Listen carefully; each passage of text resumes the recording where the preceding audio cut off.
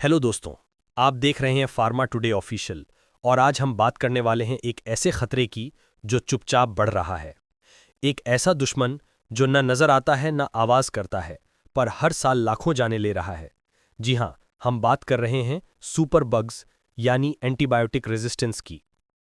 World health organisation की report के मुताबिक हर साल करोड़ों लोग ऐसे इन्फेक्शन से जूझ रहे हैं जिन पर अब एंटीबायोटिक्स असर ही नहीं करते। और अफसोस की बात यह है कि इस लिस्ट में इंडिया टॉप देशों में शामिल है। सिर्फ 2021 में ही करीब 10 लाख से ज्यादा भारतीय ऐसे ड्रग रेजिस्टेंट बैक्टीरिया से संक्रमित हुए जिन पर कोई भी दवा काम नहीं कर रही थी। और शॉकिंग बात ये, इनमें से सिर्फ 8% मरीजों को ही सही ट्रीटमेंट मिला। बाकी के केसेस या तो देर से डायग्नोज हुए या इलाज बेअसर साबित हुआ। अब सवाल ये उठता है कि ऐसा क्यों हो रहा है। इसकी सबसे बड़ी वजह है एंटीबायोटिक्स का मिसयूज और ओवरयूज। इंडिया में बहुत से लोग बिना डॉक्टर की सलाह के खुद से एंटीबायोटिक लेना शुरू कर देते हैं। थोड़ा बुखार है, बस एक टैबलेट ले लो। ये एटीट्यूड धीरे धीरे बैक्टीरिया को स्ट्रॉन्गर बना देता है। हॉस्पिटल में इन्फेक्शन कंट्रोल सिस्टम भी कई जगह वीक है और इसी वजह से सुपर बग्स वहीं पनप रहे हैं जहां इलाज होना चाहिए।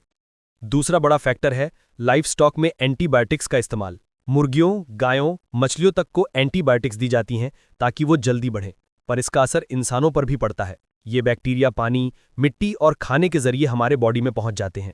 अब आप सोच रहे होंगे कि आखिर ये सुपर बग है क्या। सिंपल वर्ड्स में, ये ऐसे बैक्टीरिया हैं जो हर दवा के खिलाफ इम्यूनिटी बना चुके हैं।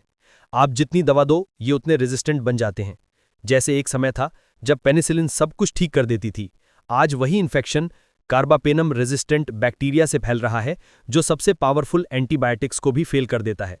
ये वही बैक्टीरिया है जिनमें पाया गया था एनडीएम जीन यानी न्यू डेली मेट्लोबैक्टर लैक्टामेज, जिसका नाम ही न्यू डेली पर पड़ा और अब ये जीन पूरी दुनिया में फैल चुका है।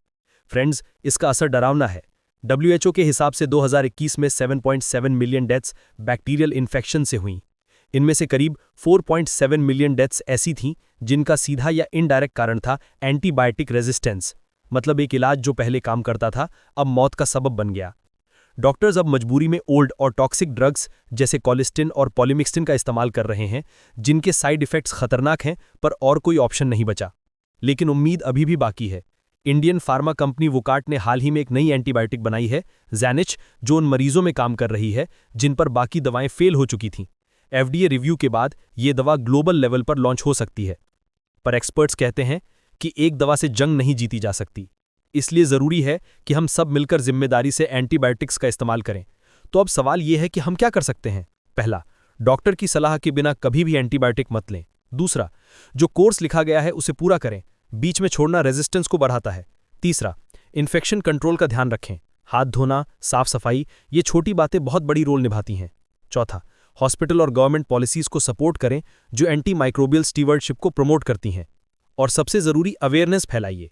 सुपर बग का ये खतरा किसी एक देश का नहीं, पूरी दुनिया का है। अगर हमने अभी इसे सीरियस नहीं लिया तो वो दिन दूर नहीं जब एक सिंपल इन्फेक्शन भी जान ले सकता है। साइंस को सपोर्ट करें और दवाओं का इस्तेमाल सोच समझकर करें।